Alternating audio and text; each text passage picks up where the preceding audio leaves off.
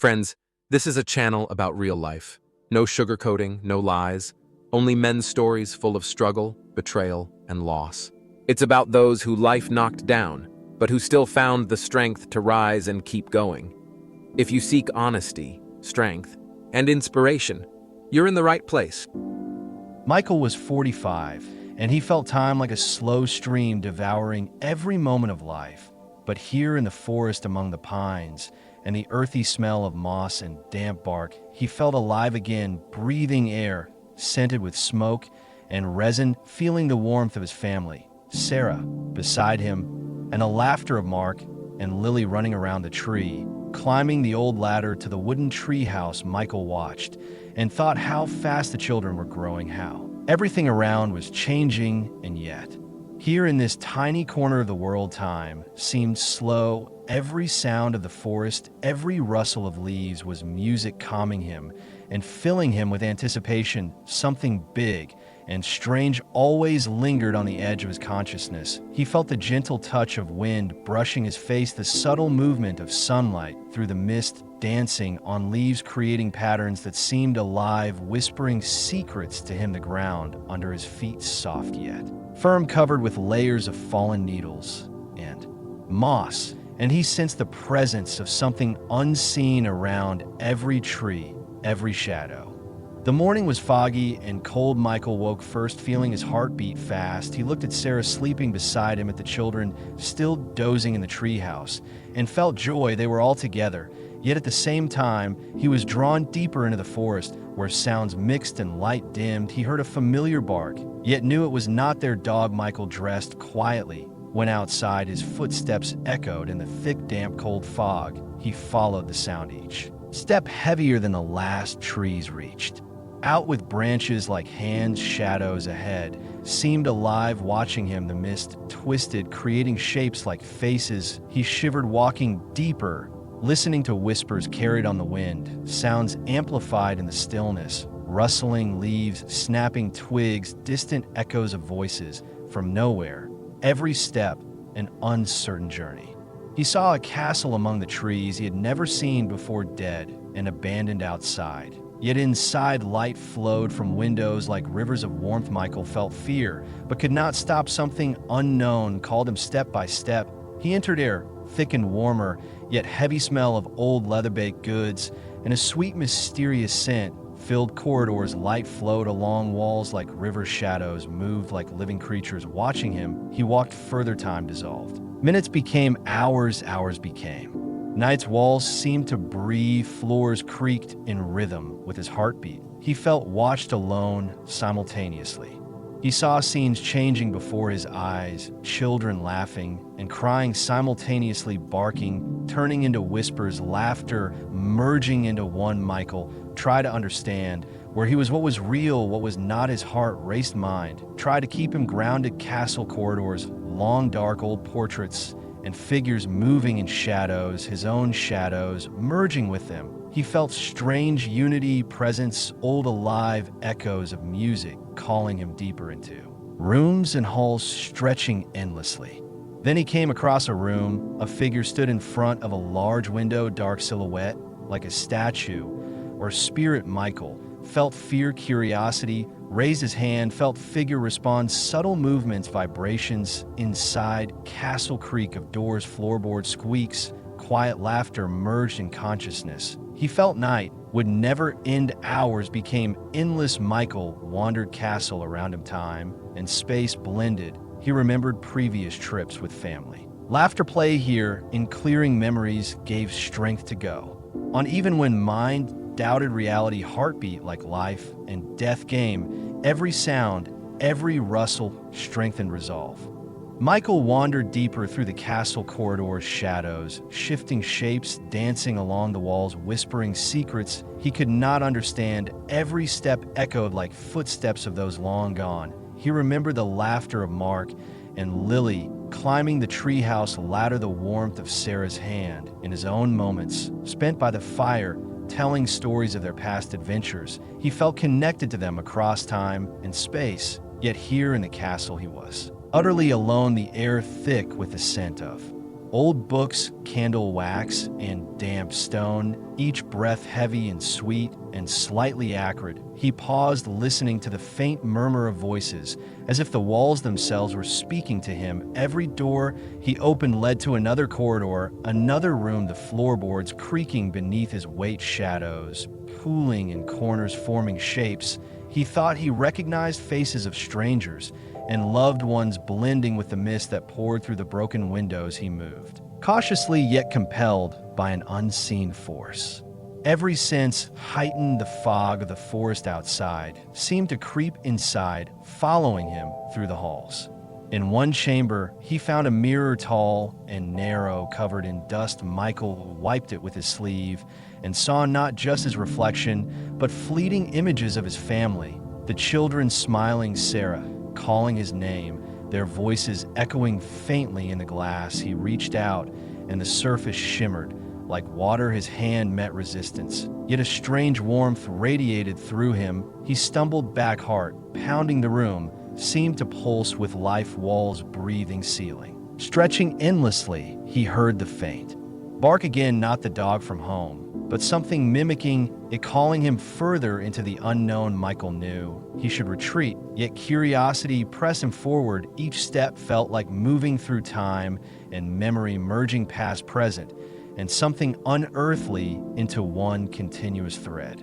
He entered a library, vast and towering, shelves filled with ancient tomes and manuscripts, some pages moving as if turned by invisible hands. The smell of parchment and ink, thick and comforting. He saw drawings of creatures half hidden in shadow, landscapes twisted in impossible angles, diagrams of stars and constellations, unfamiliar yet eerily familiar. He ran fingers along spines, feeling the hum of energy beneath his touch. Michael sat on a cold wooden chair, opened a book, and read passages aloud. Words that seemed to resonate inside him, making the air vibrate. He closed eyes, imagining Sarah and the children playing in the clearing, the sunlight filtering through trees, the gentle rustle of leaves, the distant murmur of water, and he felt a strange comfort amidst the fear. Time lost meaning as he wandered from room to room, halls twisting and folding on themselves. He encountered statues frozen in mid-motion, their eyes seeming to follow him, lips parting to whisper secrets of the castle. Each corner revealed new visions, shadowy figures gliding silently across floors, invisible yet palpable whispers in ears. He could not locate the source of the bark, repeating over and over, urging him onward, every shadow a challenge, every light a promise. Michael felt himself stretching between reality and dream, between memory and the present. The castle seemed alive, feeding on his awareness and giving back glimpses of truths he could not name. In a narrow spiral staircase, he climbed higher, feeling the chill of ancient stone pressing against his skin, each step echoing like a drumbeat, counting the hours of night without end. He reached a circular room, windows looking out into a swirling fog beyond which he could just make out the shapes of the forest, the trees, twisted shadows moving as if alive.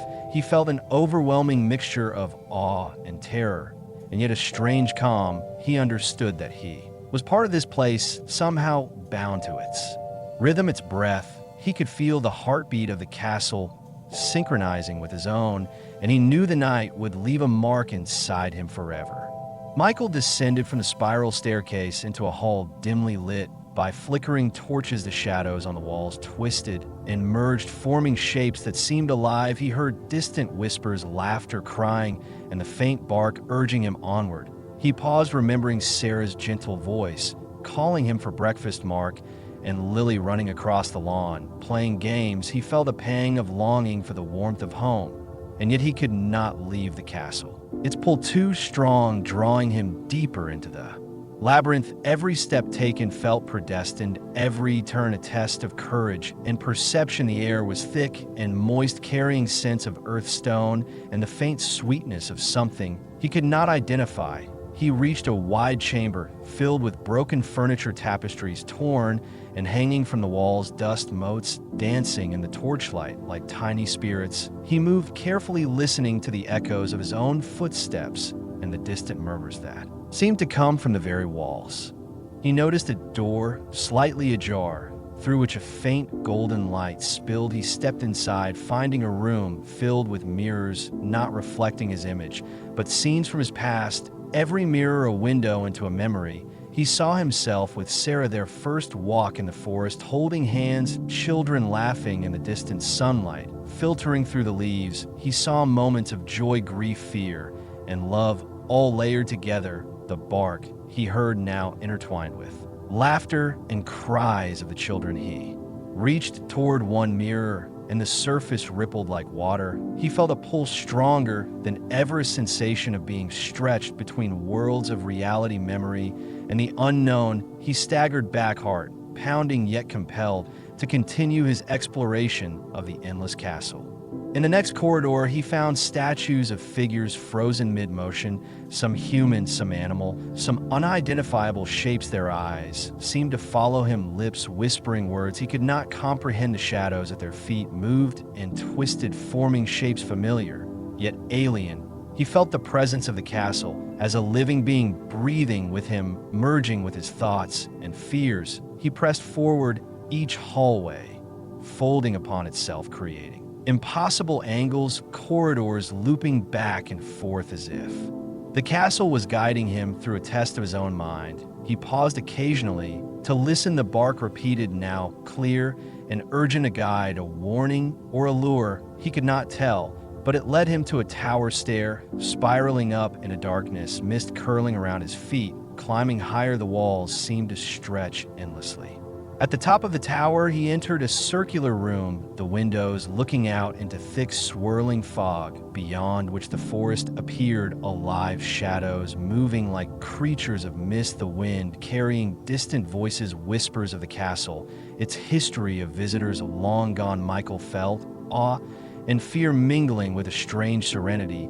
He closed his eyes, envisioning Sarah and the children. He imagined them safe in the clearing, their laughter mingling with the sounds of the forest. He felt connected to both worlds simultaneously, the castle within him and the world outside. He understood that this night would leave an indelible mark on his spirit, shaping his perception forever. He walked to the center of the room, standing before the window, fog curling around his hands, the bark echoing one last time inside him, a reminder of the threshold he had crossed between reality and something beyond.